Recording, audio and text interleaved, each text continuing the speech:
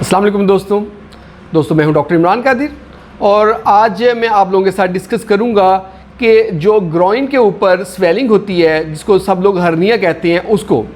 तो सबसे पहले दोस्तों ये जो हर्निया लफ्ज़ है ये एक आम पब्लिक में यूज़ किया जाता है, जिसके भी नीचे टेस्टिस के करीब स्वेलिंग होती है हर एक लोग हर्निया कह रहे होते हैं। तो आज हम डिस्कस करेंगे कि हर्निया के अलावा भी ये कुछ चीज़ हो सकती है और हर्निया क्या होता है। ठीक है, तो दोस्तों ये अभी मैं पहले बता दूं कि ये जो स्वेलिंग होती है ये हर्निया की भी हो सकती है, टेस्टिस से थोड़ा सा ऊपर।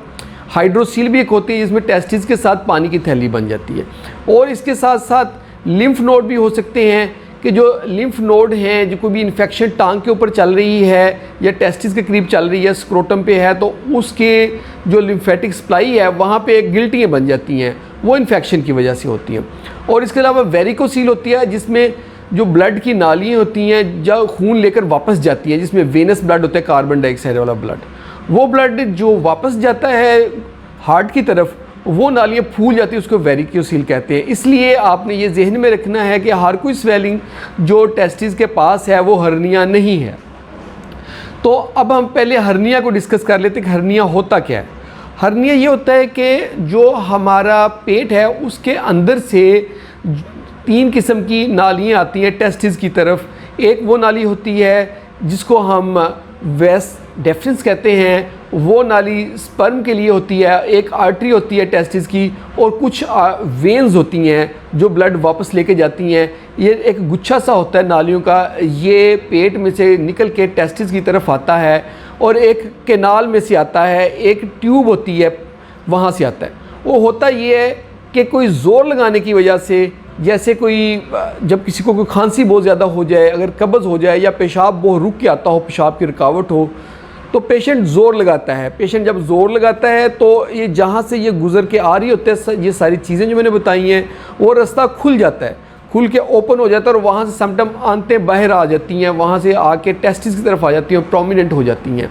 तो ये सारा हर्निया होता है।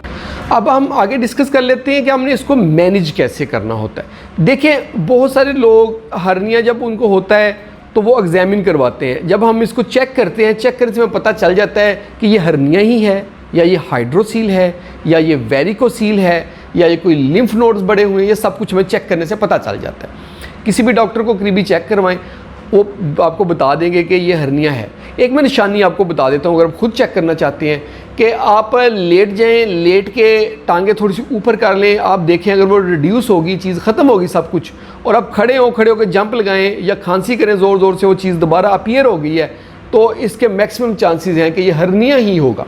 तो इसके अलावा जो हाइड्रोसील है वो इस तरह कम नहीं होती, ये आप इस तरह खुद भी डिफ्रेंशिएट कर सकते हैं।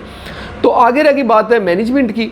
मैनेजमेंट हमने इसको कैसे करना है, तो उसमें यह है कि इसको किसी दवाई से ये ठीक नहीं होता। ये आपने जहन में रखना है कि बहुत सारे लोग सिर्फ इसी चक्कर में होते हैं, एक डॉक्टर को चेक करवाया, दूसरे डॉक्टर को चेक करवाया, हमें जी कोई दवाई दे दें, हमें हर्निया है, हमने हर्निया दवाइयों से ठीक करना है।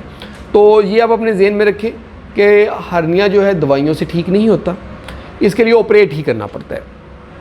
तो आगे बात होगी कि ऑपरेट कब करना है, कि अभी फ़ौरन एमरजेंसी ऑपरेट करवाएं या बाद में ऑपरेट करवाएं।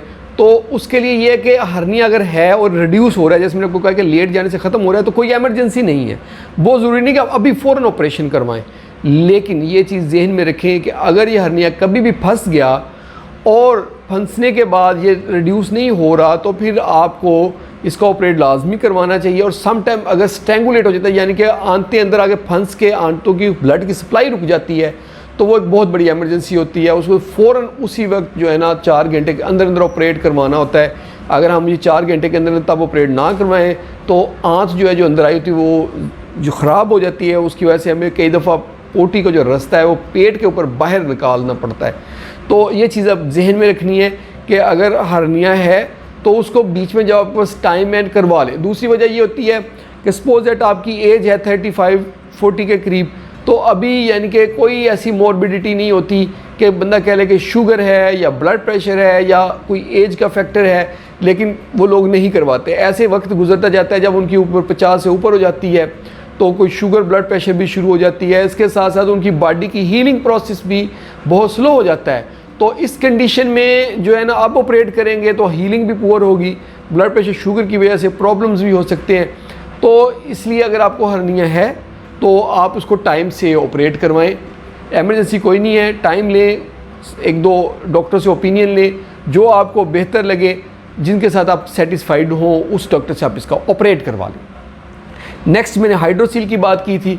हाइड्रोसील जो है ना, उसके कोई प्रॉब्लम नहीं है कि अगर वो रहे भी, अगर उसकी वजह से टेस्टिस के ऊपर प्रेशर नहीं पड़ रहा तो बेशक अगर आप सारी उम्र भी उसका ऑपरेट ना करवाएं कोई मसला नहीं। लेकिन अगर बहुत ज़्यादा साइज़ बड़ा हो गया है और आप इजी नहीं है हाइड्रोसील के साथ, तो फिर आप उसका ऑपरेट करवा लें, वो भी इलेक्टिव सर्जरी है, कोई इमरजेंसी नहीं। वेरिकोसील भी बहुत सारे लोगों में होती है। अगर वेरिकोसील की वजह से किसी को इनफर्टिलिटी है, बांझपन है, या वेरिकोसील की वजह से अगर किसी को बहुत ज़्यादा पेन होती है, या कुछ लोग वेरिकोसील उनको होती है और उन्होंने आर्मी में या पुलिस में भर्ती होना होता है, तो वहाँ पे वो चेक करते हैं, कहते हैं हमने आपको भर्ती नहीं करना, आपके वेरिकोसील है, तो तब आप ऑपरेट करवा लें। अगर आपको कोई इस तरह के मसले नहीं है, आप बेशक जो है वेरिकोसील का ऑपरेट बेशक ना करवाएं।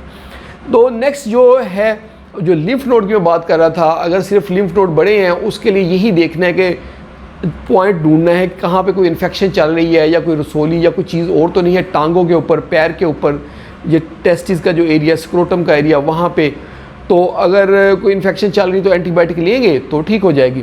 तो ये थी आज हम की हमारी वीडियो, कि जिसको जैसे हम हर्निया और बाकी हर्निया से की तरह के बाकी स्वेलिंग हैं उनके ऊपर बात की है। अगर आप कुछ चीज़ और पूछना चाहते हैं तो हमारे कमेंट सेक्शन में लिखें, हम आपको जवाब देंगे। और अगर आपको वीडियो पसंद आई है तो इसको लाइक कर दें और इसको शेयर करें उन सब दोस्तों के साथ जो अपनी सेहत का ख्याल रखते हैं और जिनको मेडिकल से रिलेटेड नॉलेज लेने का शौक़ है।